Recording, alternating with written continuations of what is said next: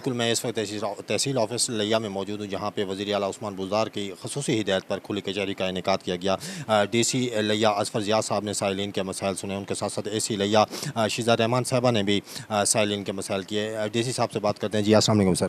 وعلیکم السلام جی۔ یہ وزیر اعلیٰ پنجاب جناب عثمان بزدار صاحب کے احکامات کے تحت اس سے قبل عظیم ہر مہینے کی یکم تاریخ کو کھلی کچہری ریونیو خدمت سروسز کے نام سے یہاں پہ منعقد کی جاتی ہے، لیکن پچھلے 2 ماہ سے اس کا دائرہ کار جو ہے وہ 2 دن پہ وسیع کر دیا گیا ہے۔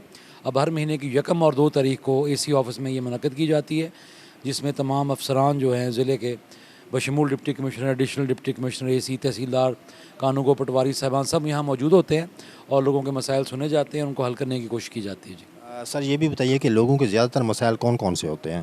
جی چونکہ یہ ریونیو خدمت سروسز کے حوالے سے ہے تو یہاں پہ زیادہ مسائل لوگوں کے ریونیو سے متعلقہ ہی ہوتے ہیں، وراثت کے کیس ہوتے ہیں، بےدخلی کے کیس ہوتے ہیں، متفرق درخواستیں ہوتی ہیں، تو اس حوالوں سے ان کو سماعت کیا جاتا ہے۔ جو فوری کام ہونے والے ہوتے ہیں ان کو فوری احکامات جاری کر دیے جاتے ہیں، اور جو کورٹ کیسز ہوتے ہیں ان کو ظاہری بات ہے پھر پیشی میں لگا کے ان کا فیصلہ کیا جاتا ہے۔